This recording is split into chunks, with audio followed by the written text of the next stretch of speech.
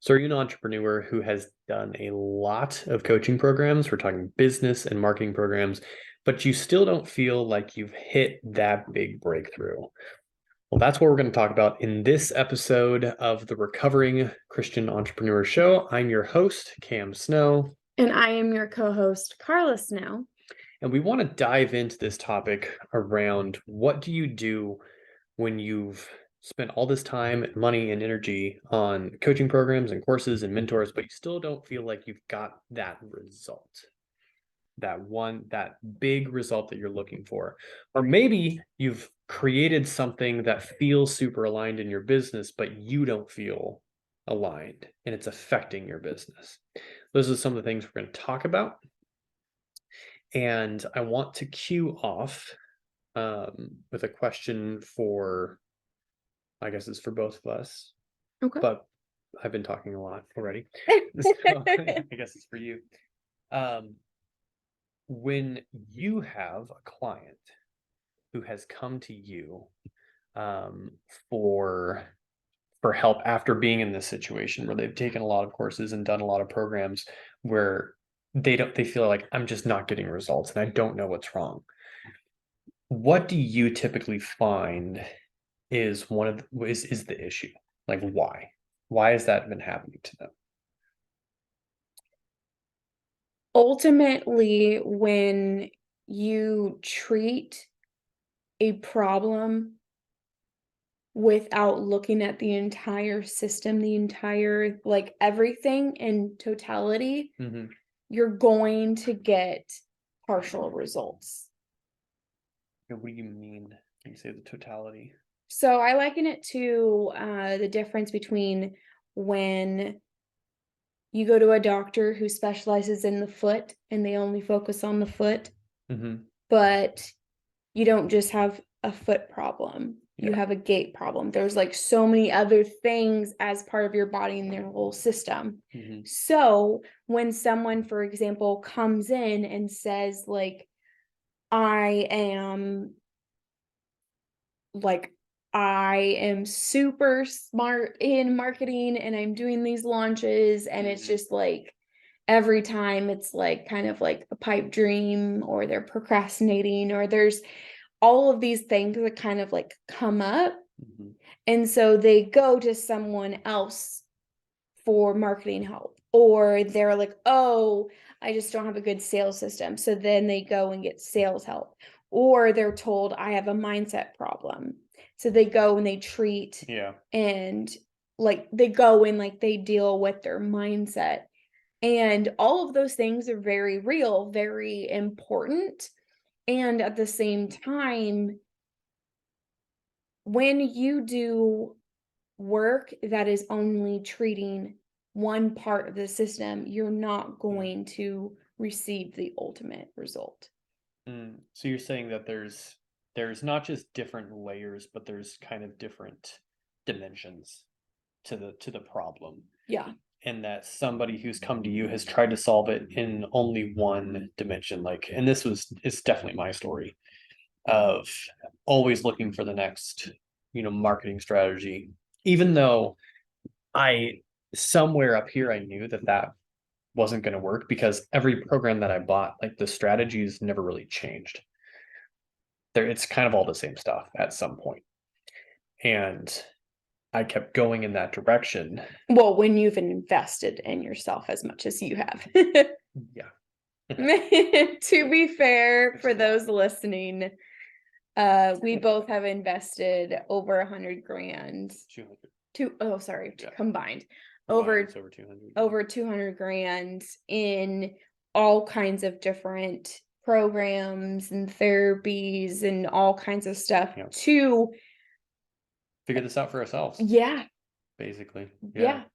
And so if you are kind of thinking like, okay, I have started to invest in myself, or you've already invested in so many different programs and you're kind of at the point where you're like, is the solution even possible? Yeah. Is there anything that can actually help? Yeah. And then you get a little jaded about like Yeah. continuing to invest. And that's actually kind of the tragedy, is that a lot of people will take a few programs from either from people who are well-meaning and just not skilled in the area that they needed, or who are straight up just scammers, because there's a lot of those in our industry. And like they have a few of those experiences and they're like, you know what, a solution's not available. Yeah. And I'm just gonna Or stop. yeah. Or a lot of what I've seen for clients that work with me is all of those programs are incredibly necessary to continue them on that path Mhm. to ultimately being able to look at the entire system. Yeah. Because there are times where like you've got to like kind of scout out the fringes of the fire before actually addressing it head on. Yeah, see how big it is. Yeah. Yeah, get the boundaries. So there's something that you keep kind of like talking about, referring to the system. And so Carla very recently kind of got words for this kind of methodology or approach, this approach that you've had for a long time. And we're right now calling it the four bodies method or approach. Um, would you explain what that is? Because obviously we've had a lot of conversations about this, because I've been super fascinated by the way that you look at it, because it's very, very different from how I look at it or have ever seen other people look at it. So can you explain like what the four bodies approach is? Yeah. So In the context of this. yeah, I was gonna say, Right. So somebody comes, they're like, oh my gosh, I have a mindset problem. And you're like, oh, well, we need to do a four bodies analysis. yeah. So for someone who's coming in and has been told they're thinking too small, or they have a mindset problem, or their stories are getting in the way, or their belief system, or something of that nature, or really they have money mindset issues, Mm-hmm. or different things, Yeah. issues, problems, essentially. It's that is just talking about what I call is the mental body, where it is your relationship to your brain and how your brain processes and catalogs information. Mm. That is your mental body. It's like your intelligence. Yeah. Mm. You're well, one, because you also have emotional Yeah, intelligence. So, and muscle memory. You also have physical intelligence. So there is the so much that I see is that throughout all of our journeys, we commonly will kind of segment out these four different bodies. Mm-hmm. And What are they?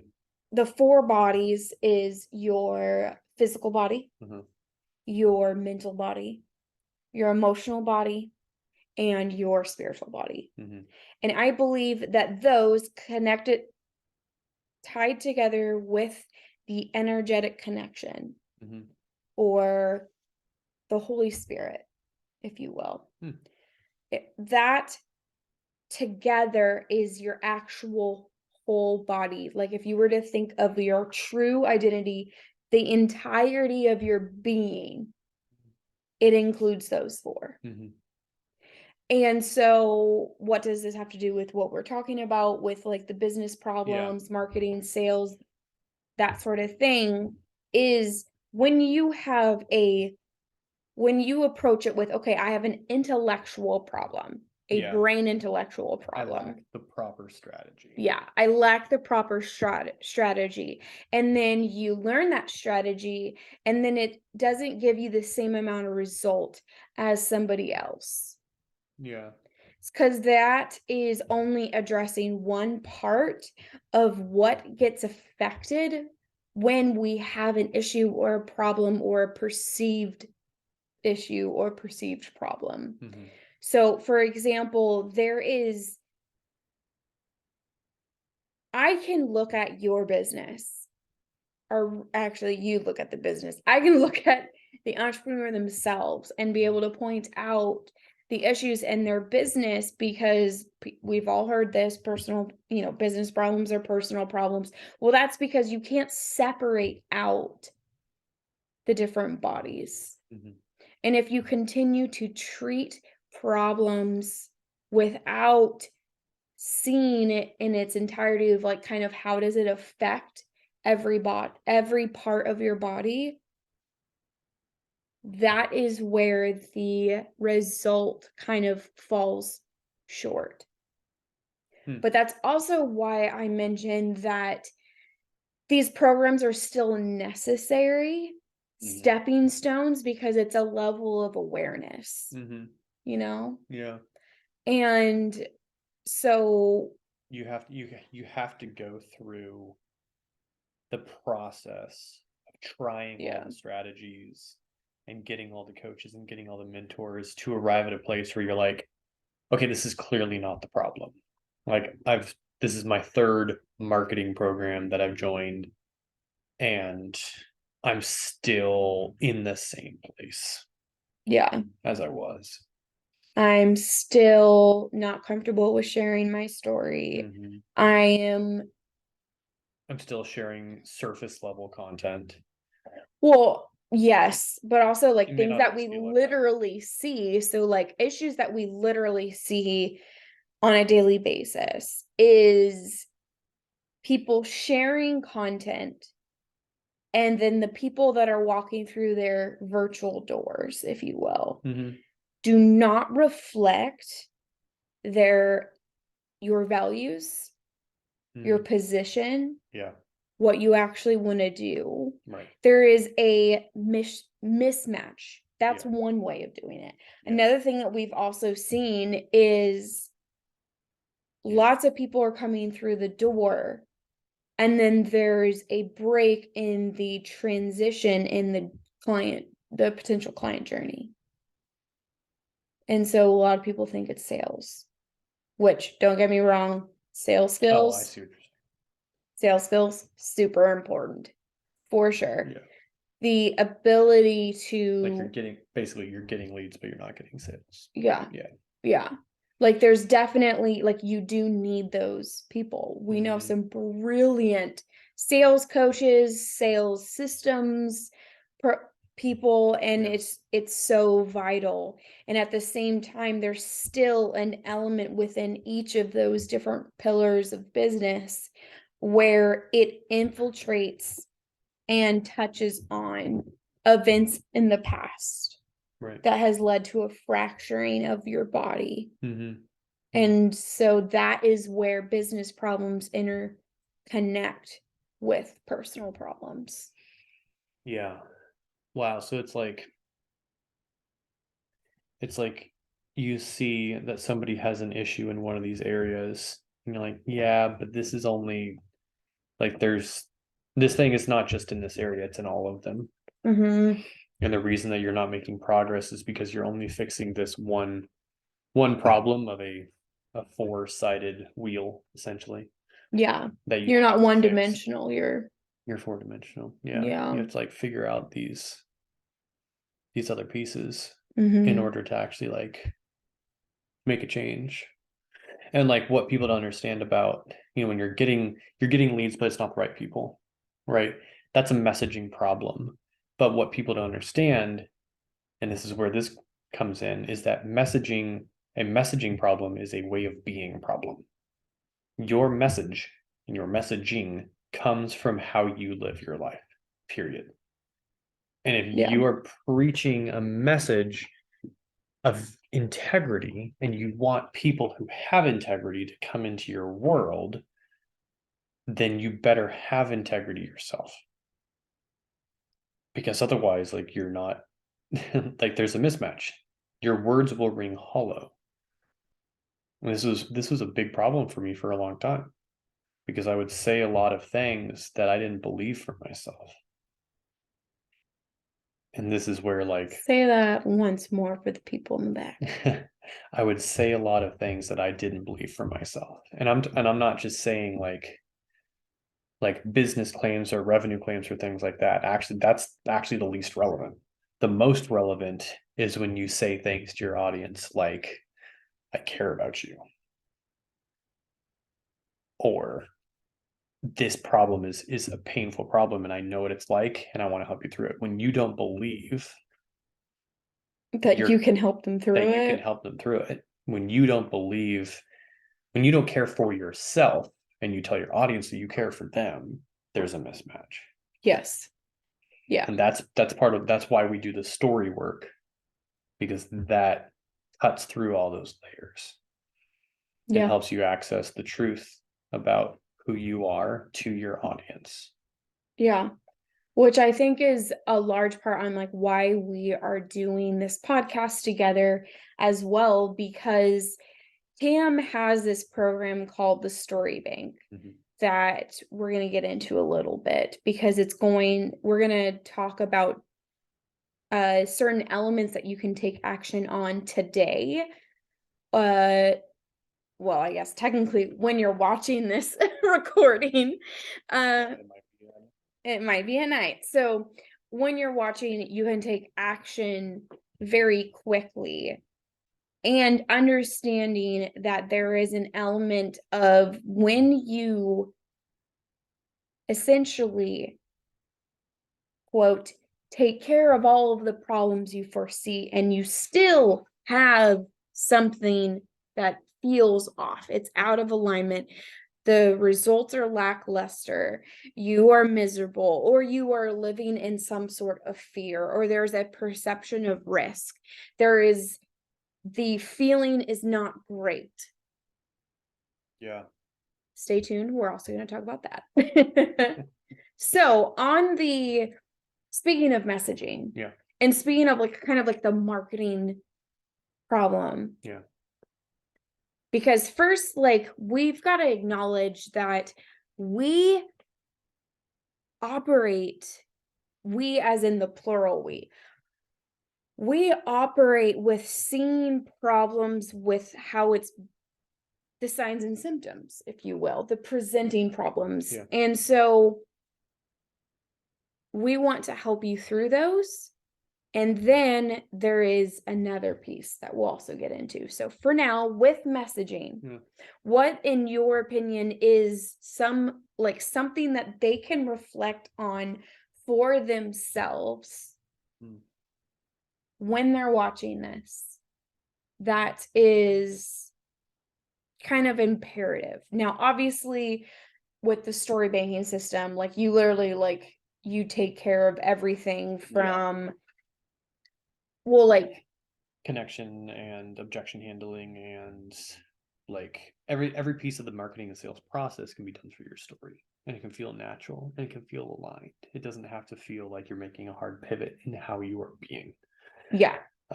And like, I know that technically with the story bank, you are like literally interviewing and story extracting. And so that like this whole process feels so effortless. Like it is a level of ease within it. But there are obviously some of our listeners that are not in story bank. So what can they do, or what is the thing that might help them? Fun. This is actually really interesting because copy and messaging and the attraction marketing works like marriage does, and like men and women do work in polarity. And so there are masculine and feminine dynamics within your copy and in your messaging. And oftentimes we tend to lean towards one energy or the other. So a lot of what we do to mitigate those things is we provide tools around accessing both. So if you know that you lean more masculine, then what you want to do is you want to exercise the experience of your feminine, which is the connection story. That's your connection energy. There's vulnerability in that. There is openness to it. So the connection story, the prompt around that is, what is the emotional outcome that you want your client to walk away with when you're done with your work, when you're done with all the things that you do? What do you want them to feel on a semi-permanent basis? Like you're helping to Right. essentially install a new feeling in their life Yeah. with your work as a Oof. business coach or a mindset coach or a consultant or whatever the thing is that you do. Um, Even just selling a thing, you selling a widget, you're trying to install a feeling. It's an interesting way of putting it. Um, so then you want to ask, why does that matter to me? And that is where you can go as deep as you're able. And you'll discover a lot about what connects you to them because you'll start to access some of the real story about why this matters to you, which is also why it matters to them because they have a similar story.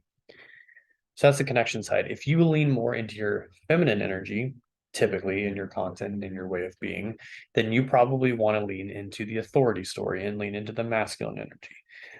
And that is like I want to results. interject. Yeah. When you're more in your feminine, I've seen this a lot where like you have a lot of fans, a Yeah. lot of engagement, a lot of They're your hype. fans. They love your stuff. They love your stuff, and yet They they're don't buy. the conversion is utter garbage. Yeah, either you don't get a lot of leads or you're booking a lot of like these you're booking a lot of calls, but you're not closing on your sales calls. Yeah, Um, yeah. and there's a whole That's all sorts of one way that it, manifestation. yeah, one manifestation of it. So continue. So like the leaning into the authority story and the masculine is like like talking about the results, the things that you have done, the results you've helped get for yourself, for your clients. And what I typically do with clients is I have them go back into their life and write like a success kind of timeline. We call it the authority timeline. Um, but if you're just listening to this and you want something quick and simple, then just journal out the top 3 to 5 accomplishments that come to your mind. That will tell you a lot, or it'll tell me a lot.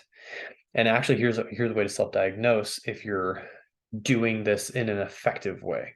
Mm. Um, the things that you write as these are the results that I've created for myself or for others. These are my accomplishments. They should be as specific as possible.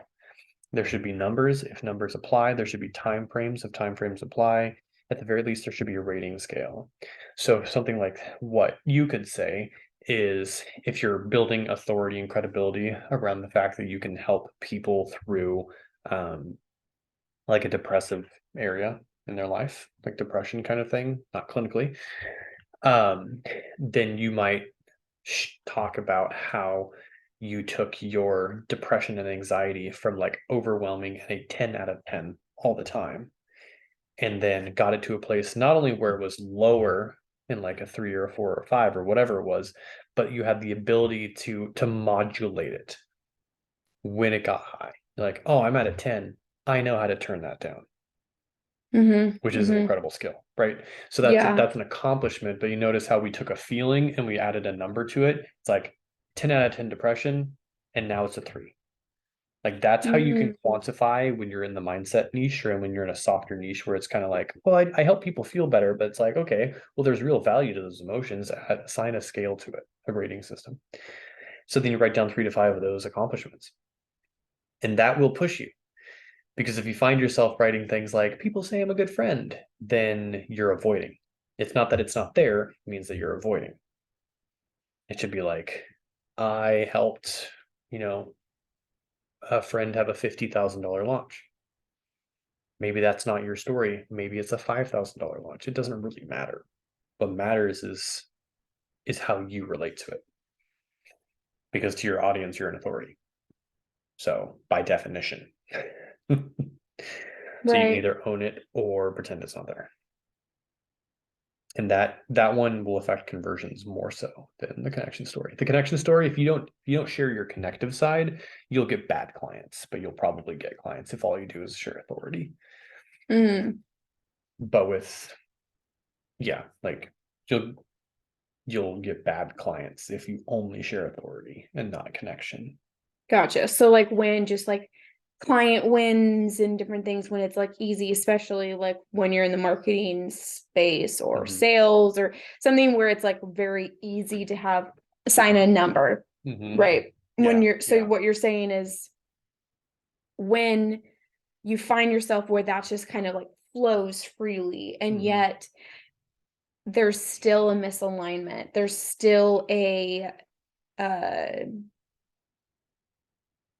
the results that clients that are coming in are getting is not consistent, or you find that it is very draining to show up to those calls, or it's just like there's something off, there's something missing. Yeah. And so that's where the connection piece is coming in. Yes, because the connection piece is the truest way that we know of to unveil the true self. Like the real person underneath all of those layers. You got to cut down through those layers to get to that person. And you probably have a different way of explaining it with your four bodies approach, but like that's how I look. It's like unearthing and unveiling this thing that's already been there. Yeah. And Yeah. the authority story adds credibility to the depth. It adds credibility to the depth of the person that you're revealing. Yeah. Which, speaking of which, so kind of moving into from the literal like writing to the other piece, you already mentioned it, of like your true being, like who are you being? And it's very common to hear like it's not the doing, it's the being. There's like so many different variations of the saying of like basically in certain sub niches of this industry, you might encounter a lot of people who say things like, it's not what you do, it's who you are. yeah, Like who you are being is more important than what you are saying, kind of thing. totally.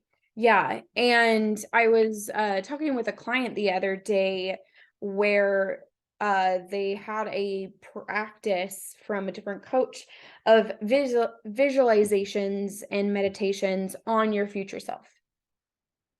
And they were like, I felt like I was like building a construct.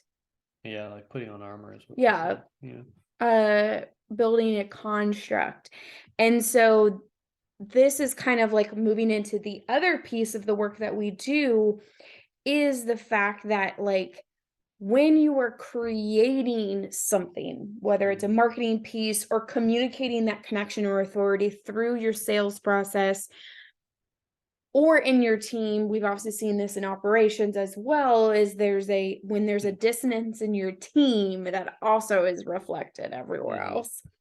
And so that other piece is like who you are being.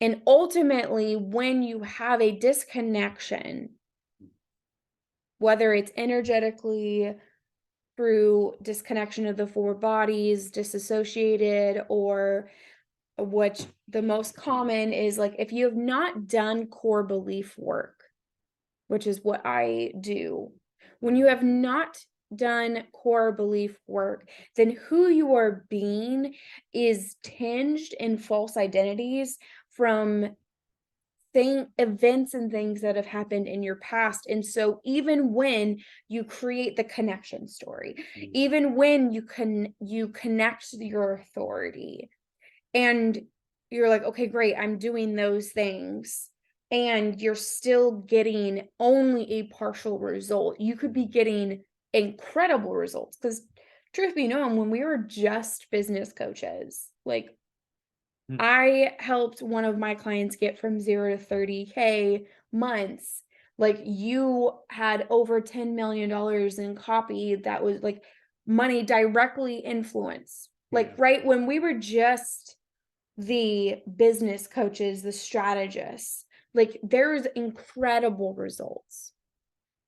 And at the same time, when there is also a deep rooted identity crisis where it's like, who am I being? But like also like, who am I? Or like when you are visualizing your future self and it feels like a construct versus a like path. Successful person that was created that generated those results. It's like, yes, that person, this identity works. It works to create money, but it's not who I am.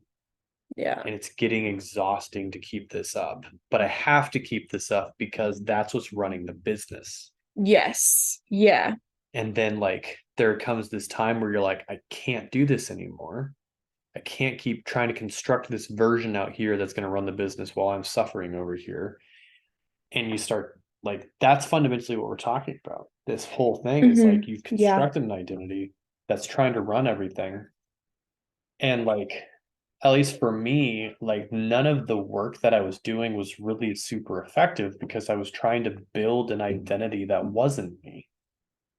It was like, Yeah. here's my little decoy, and I'm going through these programs and I'm attaching all these strategies. Like, you know, I picture like a Lego dude with like different weapons that you're swapping in and out, Nice. right? I like it. I like it. Technically bionicle is what popped in my mind. What that is. Nerd. But yeah, I'm just nerding out over here. But that whole concept was like there's something outside of me that I need to build in order for my business to be successful. It was never a thought in my mind that like I was enough Hmm. to be able to run this business successfully. It was my whole business was an exercise in the pursuit of something other than myself, someone other than myself to be in the seat that God put me in.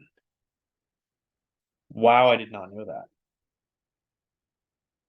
Whoa, that's really interesting. And it makes complete sense now. Huh. That is what happens Wow. when you throw all of your energy into who you are being when who you are is rooted in a false identity. Wow.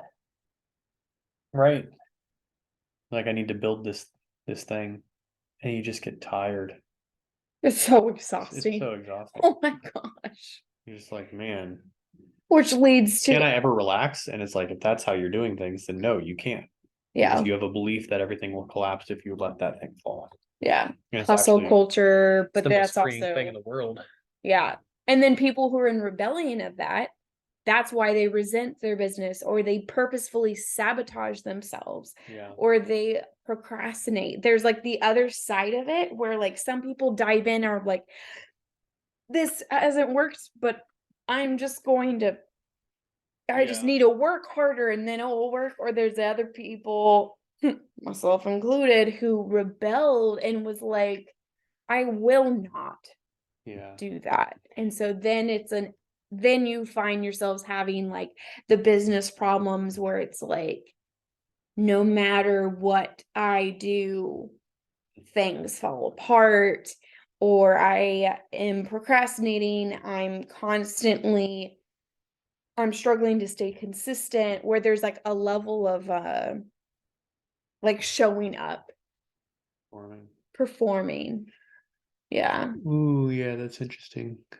Because like I'd identified that whole performance thing, but I'd never really been able to take it anywhere. It's like, oh, here's this characteristic that like I know I have that makes me feel inauthentic. But what do I do with it? I didn't realize there's this model that I was trying to build. Yeah. It's interesting because I had a couple thoughts run through my mind. One is that like, this is like ultimately the invitation of Jesus to be Mm. like fully yourself. And the second thought that went through my mind is like, and I can talk about that right now because we're in the practice of being fully ourselves. And I don't need to censor and be like, oh, can I talk about Jesus? Even though we're talking to an audience that is raised in the church, recovering, and many of whom still identify as believers. Well, not everyone. Not everyone, but like that whole thing is like, that's something that just is on my heart and went through my mind is because I think that ultimately is the invitation of Jesus is to be fully restored and have full access to the absolutely unbelievably beautiful human that God made you to be. And like that's that like and how does that work? I'm still unpacking that, but I know that shame has a lot to do with it. And shame and Jesus freed me from the shackles of that shame and of the I need to perform and be worthy thing. It's Mm-hmm. just like I can just let go of it and stop trying to prove my worthiness, because I was always taught that I was fundamentally unworthy. And I think that there's a difference between being worthless and realizing your unworthiness, because unworthiness in the face of a holy God, I think that's a status that can change, right? Like having a formal title, Yeah. you know, versus I am worthless, which is absolutely the belief I actually had, and absolutely the belief that I think a lot of people have when God is saying, like, no, there's a boundary here. There's a boundary that I cannot let you violate, versus you're a piece of crap. Like that thing that I made, like that is worthless. Love sets boundaries, Yeah. but like the worthlessness belief is actually the thing that drove all of that. So like connecting all of that back, it's this idea of like, how do you be fully open in sharing your connection story? How do you fully own the authority that you've created? I think ultimately there is something available through Jesus that allows you to let go of your shame and let go of your self-importance, so that you can talk about the money that you've generated for people and it doesn't mean anything, in the sense of like it having power over you. Yeah. Because you know your ego can use that against you if you allow it to. Yeah. You'd use that as a shield. Mm-hmm. Yeah, which I did. Yeah. Totally. Well, on that note. That was the whole thing. Yeah, on that note, if there's anything that came up for you in any of that, we would like to invite you into our Facebook group, because we do the living room once a month. Next one is April 6th. April 6th. Which is next Thursday. Oh, it's coming up. Oh, yes. Sweet. So excited. Yeah. Anyway, or if you're like, I'm ready to solve this problem now, but not just like solve the problem, but actually like work on the whole system. Message Cam or me. Our details are in the description box below, in the show notes, if you will. And the group, yeah, the Recovering Christian Entrepreneur group on Facebook. It's bit.ly/recovering entrepreneur group. And living room is next Thursday, April 6th. Last time we talked about porn addiction, we talked about shame, we talked about ADHD and business, and how do you do life and business with neurodivergence. Talked about like the struggles with showing up. Like we went deep. Yeah. So if you're available for that and you want a place to just go deep with other people who get what it's like to go through the process of disentangling your faith from everything you've been taught and learning how to disentangle yourself to have success in business, then show up with a personal problem or a business problem that you would like to talk about. And we'll brainstorm solutions as a community. It's really fun. Yeah, it is a lot of fun. I think that's it. Yeah. All right. Well, thank you guys so much, and let us know what you think. Please comment as well on anything that you would actually really, it's open. We try to be as transparent as we can. So let us know your thoughts below. And if you would like to be in the Facebook group, if you're on YouTube, yes. If you're watching this on YouTube, hello and welcome. And if you're watching on the podcast, just jump over into the group and we'll have that conversation. So talk to you guys soon. See you later.